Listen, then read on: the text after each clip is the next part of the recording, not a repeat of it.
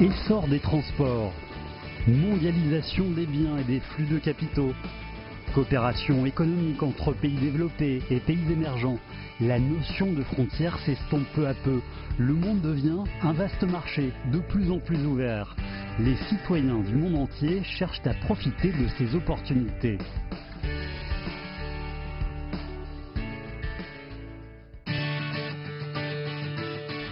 Ce jeune Chinois a suivi l'exemple de son père en parcourant le monde en quête d'opportunités d'affaires en Espagne.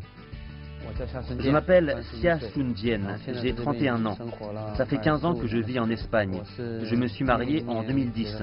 Le mode de vie à Madrid est moins stressant et la concurrence est moins féroce qu'en Chine. J'aime vivre ici. Cet Iranien s'est installé en Chine et s'est marié à une Chinoise.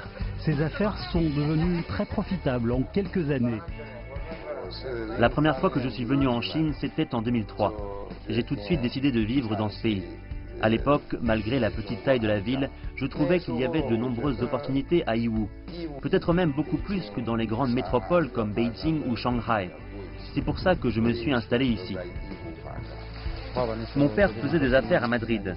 Mon petit frère et moi, nous avons ouvert ensemble un magasin de vêtements de vente en gros. La vente en gros nous permet d'offrir un prix compétitif à nos clients. Ce sont pour la plupart des habitants locaux, des Espagnols. Certains viennent aussi des pays avoisinants. Je n'avais fait de commerce d'export que dans les pays du Moyen-Orient. Petit à petit, j'ai fait la connaissance de commerçants occidentaux, américains, canadiens, etc. Mes clients sont devenus nombreux, donc j'ai eu l'idée d'ouvrir une société de commerce d'import-export. Je la gère à plein temps. On se trouve dans le quartier industriel de Cobo Calleja, en banlieue de Madrid. Il y a plus de 300 magasins, dont 90% appartiennent à des Chinois. Les habitants locaux sont de moins en moins nombreux. Ils déménagent ailleurs petit à petit, et les Chinois y emménagent ensuite. Les commerçants étrangers ont la vie facile à Yiwu. Le soir, vous pouvez vous promener dans les rues commerçantes et vous n'avez pas l'impression d'être en Chine. Il y a des étrangers et des restaurants étrangers partout. D'ailleurs, les habitants locaux sont très sympas avec eux. Dans les hôpitaux, les écoles, les gens parlent anglais. 15 ans de vie à l'étranger. Autrefois adolescent, Xia Sun-Jian est aujourd'hui un homme d'affaires expérimenté. Mais il cherche toujours un équilibre entre la nostalgie de son pays et un certain goût de liberté en Occident. Quant à Hamid, il se sent bien à Yiwu, une ville ouverte et tolérante.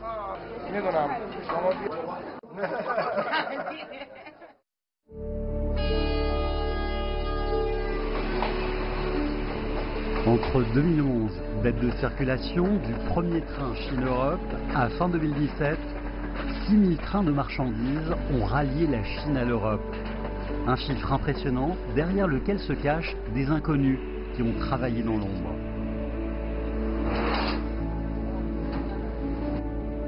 Il vient de Chine, il travaille sur les rails. J'inspecte plus de 20 trains par jour, ça me fait faire entre 20 et 22 km à pied tous les jours.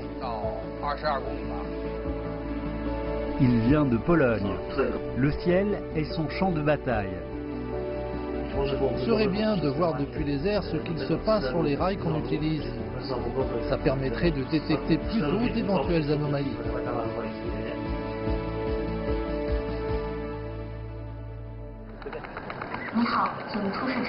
À 5 h du matin, Yang Ye quitte son domicile et se dirige vers la gare. Il doit prendre le train pour se rendre au travail dans une autre gare de triage à 50 km de Xi'an. En général, je pars travailler avant le lever du soleil et le soir, je rentre très tard à la maison. J'ai comme une déformation professionnelle. Même quand je prends le train en simple voyageur, j'ai aussi tendance à vouloir l'inspecter.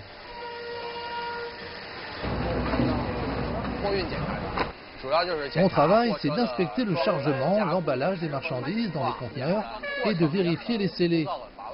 C'est pas très compliqué, c'est même parfois un peu monotone, mais ça permet de limiter les risques d'accidents et les problèmes.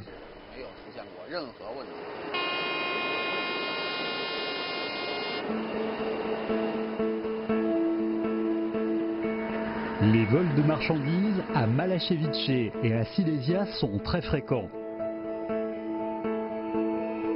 Voilà pourquoi Grigor Spostek et son équipe quadrillent les voies de chemin de fer avec un drone. Il permet de repérer d'éventuels vols directement depuis les airs. Là, il bouge. On va aller regarder derrière les wagons. On va regarder à gauche et à droite pour voir si la zone est sous surveillance. Ils ont peur d'être filmés. C'est pour ça qu'ils s'adaptent. On surveille la zone tout le temps et ils ne savent jamais quand et où on peut être.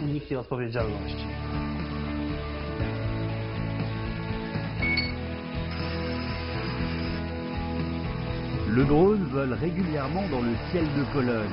Yang Jie ne lâche rien et concentre tous ses efforts dans l'inspection des conteneurs. Tous surveillent les marchandises du train Chine-Europe.